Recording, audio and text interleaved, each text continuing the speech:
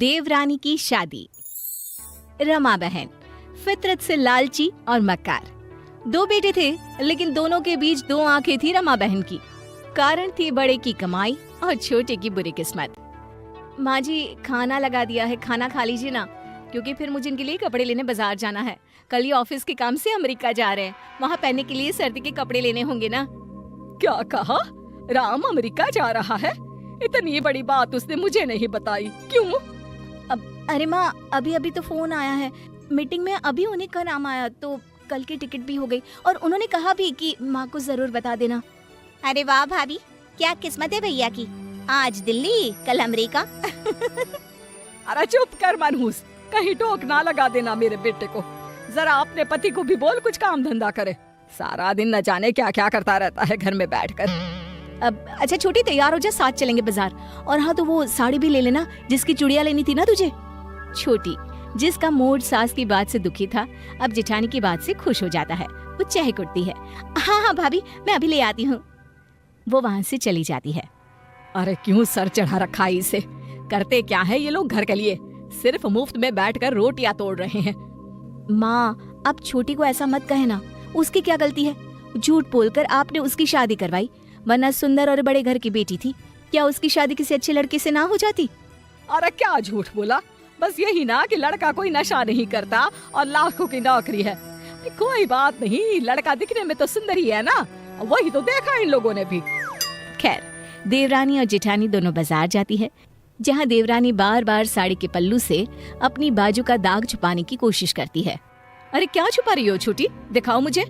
नहीं नहीं दीदी, कुछ नहीं, वो दरवाजे से चोट लग गई थी ना, तो लाल पड़ गया है। नहीं नहीं, ये दाग दरवाजे का नहीं है। देवर जी ने फिर पिटाई की ना तेरी? देवरानी रोने लगती है। दीदी, क्या गलती थी मेरी, मैंने क्या गलत किया? कहा नशा मत करो तो मारने लगे, अरे कुछ पैसे मांगो तो मारने लगते हैं। दीदी, क्यों झूठ बोला आप लोगों ने मुझे? बड़ी बहू अब खुद को मुजरिम समझने लगती है। वो छोटी से क्या कहती? क्या छोटी मानती कि उसे तो ये सारी बात पता भी नहीं थी? शादी में बड़ी का दखल ना के बराबर रखा था सास ने। छोटी, तेरी उम्र कम है, ऊपर से कोई बच्चा भी नहीं।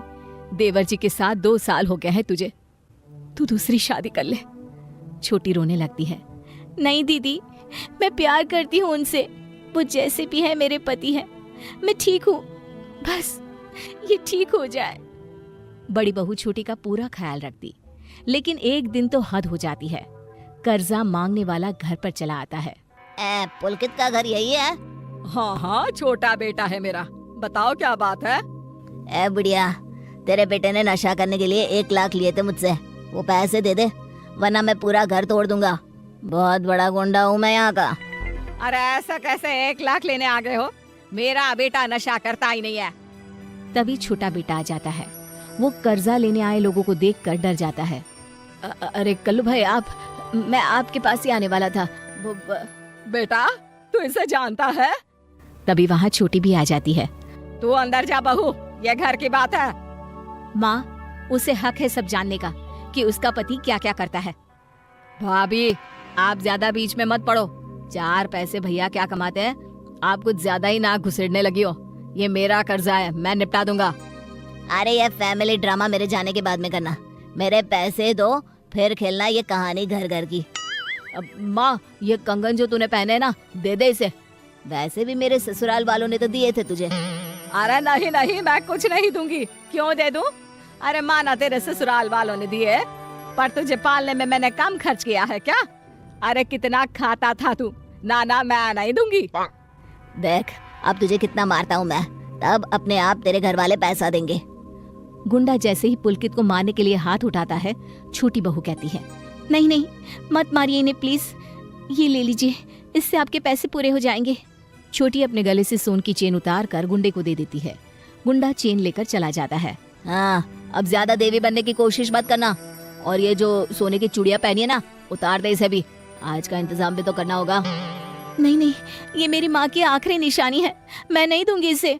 दोनों के बीच लड़ाई होती है, जिसमें पति पत्नी को एक धक्का देता है, वो गिर जाती है और उसके सर पर चोट आ जाती है।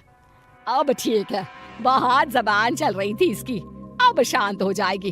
अरे माँ चली गई तो आखिरी निशानी रख कर क्या करेगी? कितनी लालची लड़की है, पति को कंगन भी नहीं दे सकती।